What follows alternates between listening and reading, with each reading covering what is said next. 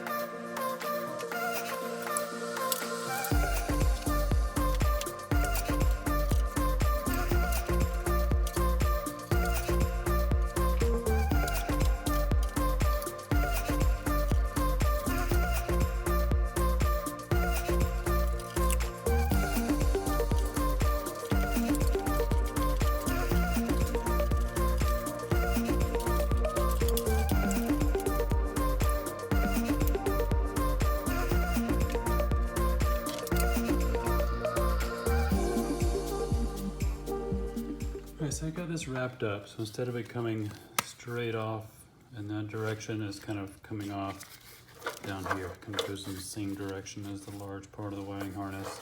And these as well kind of go that direction. Right, hopefully I can hide them down in this hole. And this is actually the first time I've used this wiring tape. And it did a really nice job. It really sticks to itself. And I didn't realize it had zero stickiness to it whatsoever. But here it is right here, and when you peel it off, there's no adhesive on there. It doesn't even stick to my glove at all. And but it sure does stick to itself. So what I will do, the test tape does have adhesive. I probably will do a couple of wraps right around the end where I stopped, which was right in here somewhere, because this could start peeling off. You can see right there is the edge of it. I'm gonna put the test tape around the end just to secure that. I'll wrap it around this whole joint here. And the test tape also works well to put on the little white clips that hold your wiring harness in place. I've got some of those somewhere. Here's the little white clips. So if I can find a place where I can plug one of these in to hold the wire up with the new routing, I will, but if not, I'll just have to tie wrap it. But I'll use those where I can. Again, these can be found on alteredfox.com. I'll have a link down in the summary. All right, so let's try running this down through there. After I get it run, I may go ahead and get a new piece of loom and put around it to protect it some. So, I don't know, maybe I can reuse this. It's not in that bad a shape. It's kind of dirty in some areas. So I may just reuse this. We'll get it run through the hole first.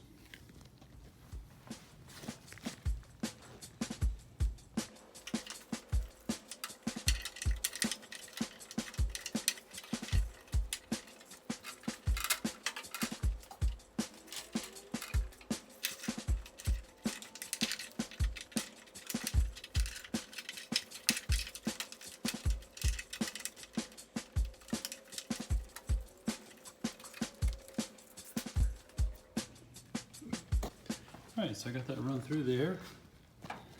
That looks nice. And I may come back and try to wrap maybe a little more tape around here. So we kind of clean this up a little bit. We're having all these wires jumbled in. But I was able to get all the plugs down in the hole. They're just on the other side of it. The one piece of the wiring harness here is run through there. So I think that's going to be sufficient. Now down on my fender well, you can see where I have all these plugs hanging. I may try to tape these up or wrap them up somehow just so they're not absorbing any water. But this will be behind the fender well liner, which I will be putting back in, so I'm not too worried about those. See if I can get a little bit better light here. Okay, there we go. So now I'm just gonna run this piece of wire that I just wrapped up right along this top edge, and it looks like I may be able to use a couple of these little holes and use those little white plugs I have to hold that up. Then I just need to figure out where I'm going to come through for these two ends. One is going to stay on this side. This one here plugs into that little square block that I had. This one. I'm not even sure what this does. If you know what this is, drop a note down in the comments. But this will need to be attached to the metal. This little tab here serves as a ground. So I'm gonna have to screw it in somewhere, hopefully where the screw isn't visible on the other side. It used to be in one of these holes, but it was on the other side of the fender well, of course.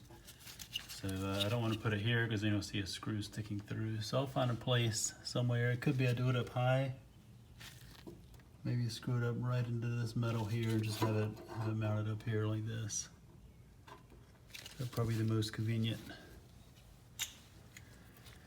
And the other plug, this round one, needs to get around to the engine bay which I'm probably just gonna drop it right under here and I'll secure it. Maybe there's a hole here. There's probably another hole under there somewhere where I can secure it to.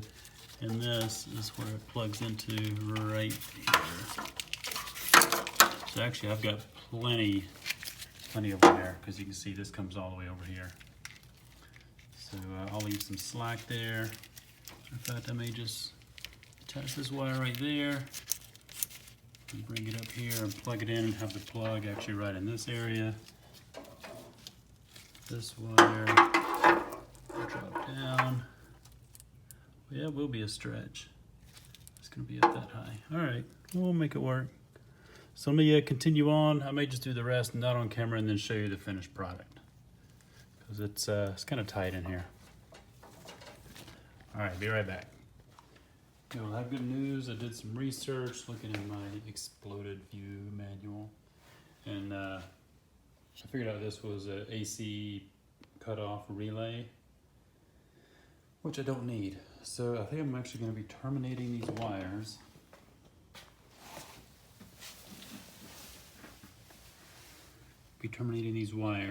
And I noticed this looked kind of melted anyways, sort of, and some of the wires were exposed. So it would have been risky hooking this back up the way it is anyways. So I'm going to cut this plug off, probably about halfway up here, and then unwrap some of this and just hide these wires in this section. Then all I've got on this entire section is just this one plug, which will plug in right there. So yeah, I'm gonna terminate these. I'll be right back. 11 minutes later. All right guys, let's check it out. So I got this wrapped up. I went over it with the cloth tape and got it about as neat as I could. Remember, I had all those plugs and everything in here. They are in the fender well now, so it doesn't look good down there. But I think this is about as clean as it's gonna get. I'll get the main part of this harness kind of tucked back up under there after I do the other side. So, but I think this looks pretty neat for now. So let's look at the fender well, see what we got. All right, so under here, there's some little plugs. So I'm not sure what I'm gonna do with those. I may just leave them hanging there. And you won't be able to see them because the fender well liner will be there. But I did get this all wrapped up, and I was able to use one of the little factory style plugs. Plugged right into that hole that was already there, so that looks, almost looks OEM there. And yeah, now this is gonna hang over here, and it'll plug in right there, just like that. And then I'll go up around there. I'm not sure how I'm gonna mount this. There's a few holes here. I don't wanna see anything from the inside. So I don't know how I'm gonna do that. I may just let it hang there. So not sure. If you have any ideas on that, drop a comment below. I think maybe if I tie it up, maybe use a zip tie or something here to one of these holes. I think it may hold this up enough out of the way so it's not just hanging down on the fender well liner. And if I do that, I'll just remove this little white plug here. Let's look at what I removed. So, here's that little plug that I didn't need. And like I said, this was the AC cutoff relay, I think. And so I didn't need that anymore. This plug that goes into that relay, I noticed there was some bare wire. You see it right there, that copper wire. And then when I started peeling off this tape, it was this pink wire. The insulation is basically just super brittle and just falling right off the wire. So if you have any issues with your AC, check this connection here, which is typically found in the engine bay area. That's where this thing's mounted on that strut tower, next to the strut tower, underneath your mass air, or just along that side of the fender well there. Yeah, I got rid of a lot of this old tape. You know, after 30 years it does get kind of brittle. So I got rid of that. And then just use my new tape. As I said, you can get both of these tapes, ultrafox.com. I used one of these puppies here. also, I'll have a link down below for those. And then what else did I use? Oh yeah, to identify that relay, I used my expanded exploded view manual. So it comes in handy every now and then. It's got pretty much everything in your car, every year car, 79 to 93. It doesn't give part numbers, it gives some ID numbers there you'll see, but those really don't mean anything. But it is good to see where things go and how the systems are put together. And so yeah, I used that, identified that relay, I don't know what page that was on. But it was helpful. So also ultrafox.com. Check that out. I'll have a link down below. And that's it. That's it for this week's video. Next week I'll probably be working maybe on the passenger side wire tuck. I mean the driver's side wire tuck. Sorry about that. And then also I'm going to be working on doing some zinc plating for hardware and some blue chromate. So stay tuned for that and get everything set up here. I'm just ran into a snag, so that's on hold for another few days. Alright, that's it. If you like this video, give me a thumbs up. Leave a comment if you see anything I could have done differently or should have done differently. And hit that subscribe button. Alright, we'll see you next time. See ya!